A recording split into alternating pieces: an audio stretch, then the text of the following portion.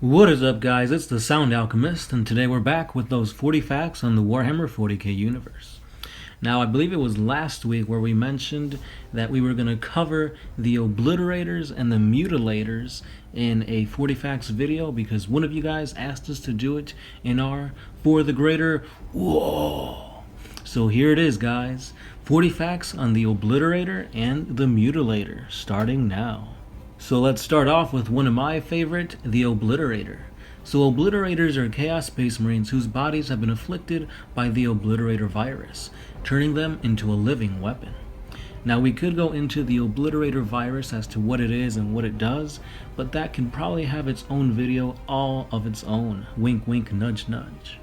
So anyway, these Obliterators are monstrous fusions of Marine, Armor, and Demon, and they have the ability to generate different weapons from their mutated flesh. Obliterators are rare in the way that they owe their allegiance to no particular Chaos God nor legion.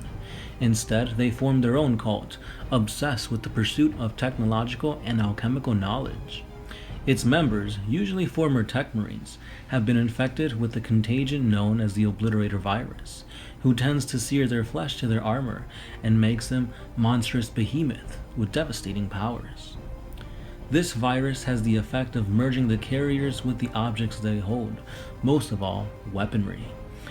Through their bulky stature does now allow them to move quickly across the battlefield, they are able to teleport almost anywhere with ease.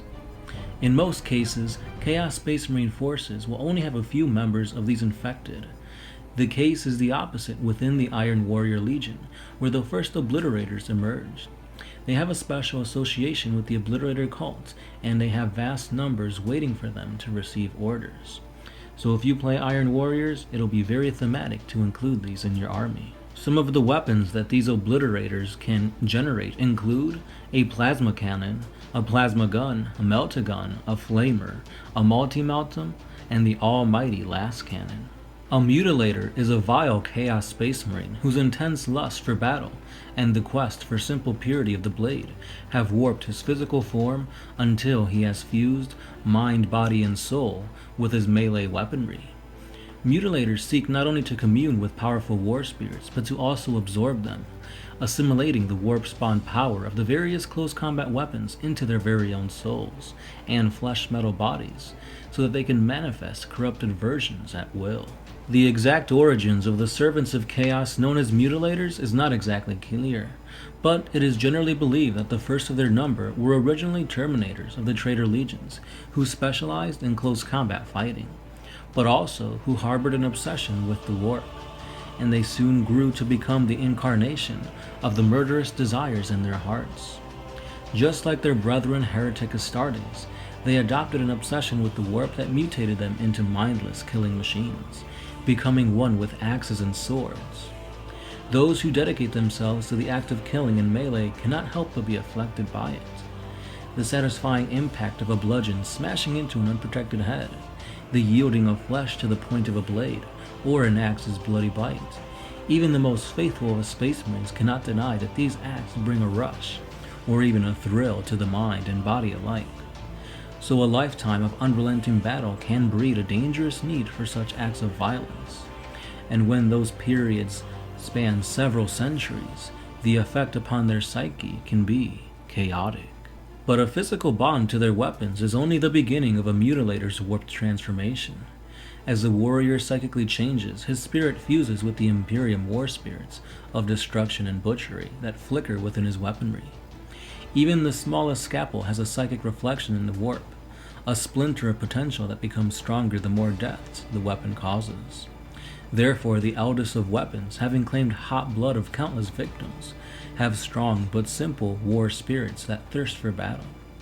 A truly ancient relic may even have a limited sentience or be possessed by battle lust that surpasses that of its wielder. Therefore, Mutilators not only seek to commune with these war spirits, but also to absorb them, to assimilate the warp-spawn power of chain fists, power axes, and lightning claws into their own souls and flesh metal bodies, so that they can manifest corrupted versions at will, adding that to their corrupted arsenal. However, Mutilators are not to consent to stop there. Eviscerators and bladed siege mauls whirl and clank to being at the end of this grotesque muscled arm, bringing death to the enemies. Each kill anoints and empowers the weapon spirits that each mutilator manifests, his dagger-sharp teeth bared in glee as he dismembers and crushes the bodies of his foes. A true mutilator can summon whatever weapon he desires at will, transforming his distorted arms into the hell and fury of the Chaos Gods. So like I just said, mutilators are capable of manifesting many different forms of close combat weapons. Flesh metal is an iron-hard fusion of muscle, tendon, and powered steel, forming a hideous exoskeleton over the body. However, this additional protection comes at the cost of bulk, which means that the mutilator will move much more slowly when advancing towards the enemy. Flesh metal is the same twisted armor used by the Obliterator forces of the Chaos Space Marines, amongst other servants of the Chaos Gods who have manifested the same mutation. At any one time, they can be using pairs of chain fists, lightning claws, power mauls, power swords, and lightning claws that can erupt from their very own limbs. And finally, here's a little bit of lore on one of the notable characters of the Obliterators, Creator Rex. Creator Rex was one of the first members of this mysterious Chaos Machine cult, known as the Obliterators. He took part in all of the bloodiest battles of the Horus Heresy, building machines that combined the technological arts he had learned with the twisting power of chaos. He now fights at Abaddon's side, building massive chaos war engines to carry out the Despoiler's bidding. The Brass Scorpion, the Tower of Skulls, Plague Reapers, and the Lord of Skulls are all constructs that he did that proved vital in the attacks on Pythos' Delver strongholds during the Pandorax campaign, which quickly breached their walls and spearheaded almost every assault. And with that being said, so what did you guys think about these Obliterators and Mutilators? In my opinion, they're pretty cool. I didn't know that they were Chaos Undivided or that they focused around the Demon Forge, so that's pretty cool. I'm thinking about maybe adding them to the Infernal Sons, but not 100% sure. Because right now, I am working on that army, and currently I have a model, Cranon the Relentless, which is the chaotic version that I will be using for Dante Hueco when he turned over to the dark side. So I've only got one model, and I've got the Chaos Codex. That's pretty much it, but I do plan on getting a Demon Prince, a Mauler Fiend, a Forge Fiend, and a Helldrake. Besides that, I'm not too sure, but I do want to have at least a 1,000 point force of the Infernal Sons for sure, and I think I'm pretty close with the models I've mentioned.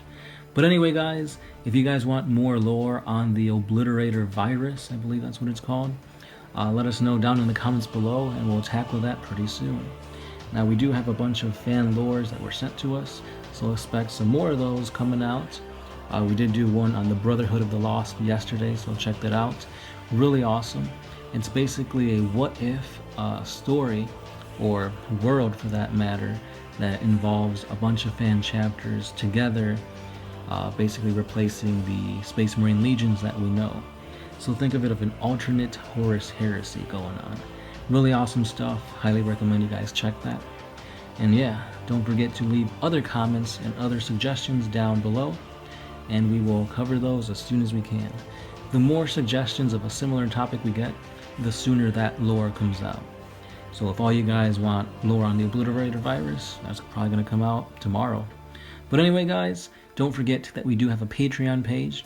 A simple $1 helps support One Mind Syndicate, as well as giving you guys some extra goodies. So check out our Patreon page for lore specific videos, as well as Patreon specific for the Greater Walls. We also have a Facebook page. Now Facebook, we try and post every single day. We talk about what's going on in the Warhammer world, some other nerdy stuff such as Dragon Ball Z, Magic the Gathering, that kind of thing. So check it out. And also we do have a Instagram and a Twitter page. Those are pretty much just pages to let you guys know what's going on with One Mind Syndicate and when we post stuff. So check all those social media outlets for more 40K epicness. And as always guys, this has been the Sound Alchemist, part of One Mind Syndicate, and I'll catch you guys tomorrow.